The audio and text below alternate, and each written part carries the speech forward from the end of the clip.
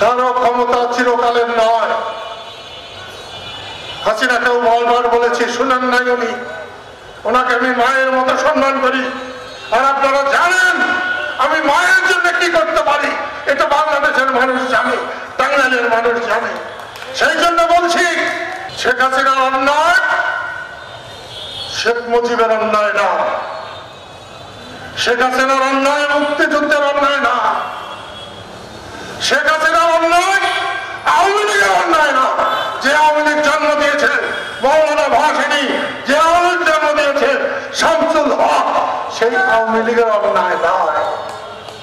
তাই হাসিনার বিচার করবেন বলে আপনি আওয়ামী লীগেরও বিচার করবেন, করতে পারবেন না, পারবেন না, পারবেন। আইয়ুব খান পারে নাই, ইয়াহিয়া খান পারে নাই, আপনারা বলবেন এটা করবেন কেন?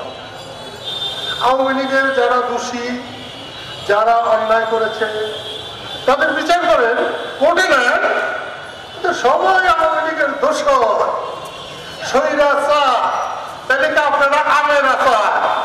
আওয়ামী লীগ যদি স্বৈরাচার হয়, যে কাজগুলো আপনারা করছেন এখন, এটা কি আমের আচার?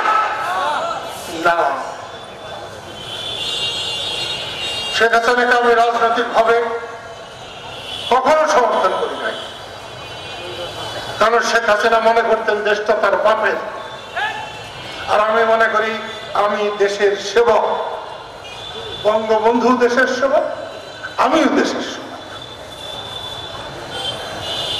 দেশের মানুষ আমাদের গোলাম, এটা আমি ভাবি না।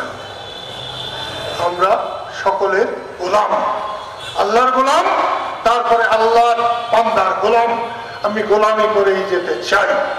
সেই জন্যে তোমাদের যারা মুক্তিযোদ্ধা বন্ধুরা, তোমাদের কাছে আমি ধন্যবাদ জানাই, অনুরোধ করি, মরার পর তো আর মরণ নাই, আছে?